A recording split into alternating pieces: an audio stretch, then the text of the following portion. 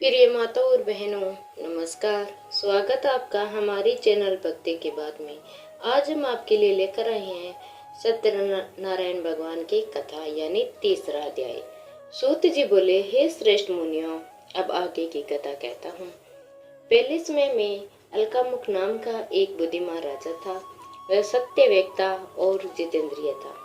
प्रतिदिन देवस्थानों पर जाता था, गरीबों का धन देकर उनके कष्ट दूर करता था। और उसकी पत्नी कमल के समान मुख वाली और सती साध्वी थी। भद्रशिला नदी के तट पर उन दोनों में श्री सत्यनारायण भगवान का व्रत किया। उसमें वहां एक साधु नामक वेश्या आया। उसके पास व्यवहार के लिए बहुत सा धन था। राजा को व्रत करते हुए देखकर वह विनय के समय और साथ पूछने लगा, हे राजन, भक्ति युक्त चित्त से यह आप क्या कर रहे हैं? मेरी सुनने की इच्छा है, सो आप यह मुझे बताइए। राजा बोला, हे साधु, आपने बांधवों के साथ पुत्रादि की प्राप्ति के लिए एक महाशक्तिमान श्री सत्यनारायण भगवान का व्रत व पूजन किया जा रहा है। राजा के वचन सुनकर साधु आदर से बोला, हे राजन, मुझे इसका सदा विधान कहो।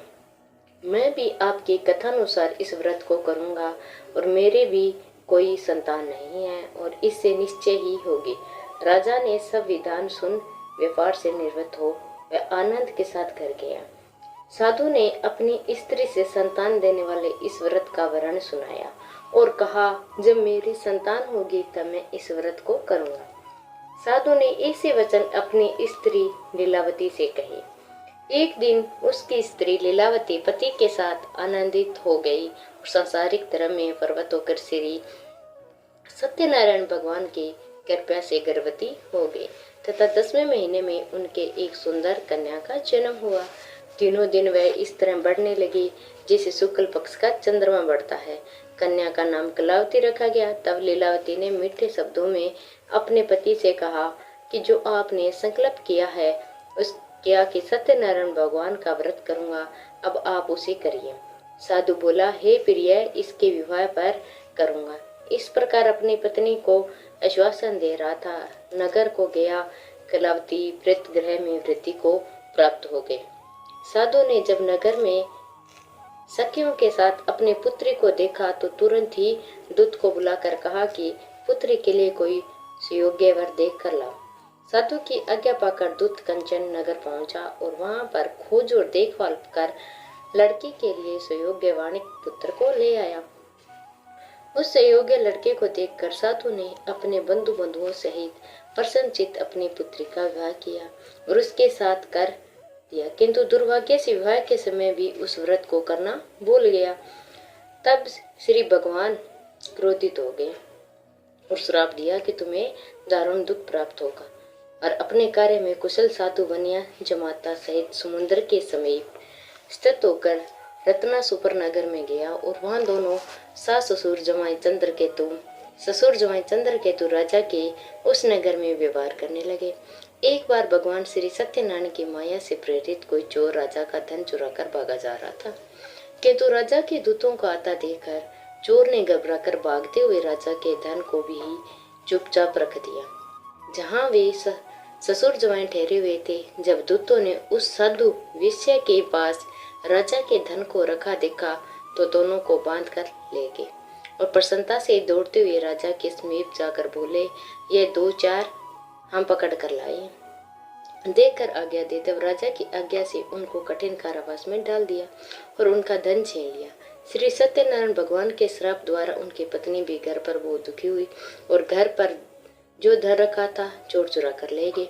शारीरिक व मानसिक पीड़ा देखकर भूख प्यासे अति दुखी हो अंत की चिंता में कलावती एक ब्राह्मण के घर गई। वहां उसने श्री सत्यनारायण भगवान का व्रत होते देखा। फिर कथा सुनी और प्रसाद ग्रहण रात को घर आई। माता ने कलावती से कहा, हे पुत्री, अब तक कहाँ रही? वह तेरे मन में क्या है? कलावती बोली, हे माता, मैंने एक ब्राह्मण के घर श्री सत्यनारायण भगवान का व्रत देखा है। कन्या के वचन सुनकर लीलावती भगवान के पूजन की तैयारी करने लगी। लीलावती ने परिवार और बंधुओं सहित श्री सत्यनारायण भगवान का पूजन किया और वर मांगा कि मेरे पति और दामाद शीघ्र आ जाए तथा ही प्रार्थना की कि हम सबका अपराध क्षमा करो। श्री सत्यनारायण भगवान इस व्रत से संतुष्ट हो गए और राजा चंद्रकेतु को स्वप्न में दर्शन देकर कहा, हे राजन, दोनों वेश्यों को प्राप्त ही छोड़ दो और उनका सब धन जो तुमने ग्रहण किया है दे दो, नहीं तो मैं तेरा धन राज्य पुत्रादि नष्ट कर दूंगा। राजा ने ऐसा वचन सुनकर कहा, भगवान अंतर्धान हो गए। प्राप्त कल राजा चंद्रकेतु ने सभा में अपना संपन्न सुनाया। फिर दोनों वाणिक पुत्र को केंद्र से मुक्त कर सभा में बुलाया। दोनों ने आते ही राजा को नमस्कार किया और राजा मीठे वचनों से बोला, हे महानुभावो, भाग्यवंश ऐसा कठिन दुख तुम्हें प्राप्त हुआ है, अब तुम्हें कोई भय नहीं है। ऐसा कहकर राजा ने उनको नए नए वस्त्राभूषण पहनाए तथा उनका जितना धन लिया था उसने 2 गुना धन देकर आदर से विदा किया। दोनों वेश्या अपने घर को चल दिए।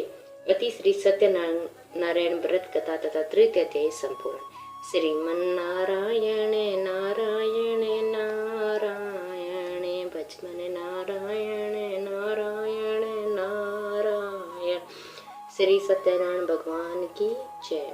हे सत्यनारायण भगवान, कथा अधूरी हो तो पूरी करना और पूरी हो तो मन रखना और चैनल को सब्सक्राइब करना और वीडियो को लाइक और शेयर करना और कमेंट बॉक्स में हर हर महादेव लिखना।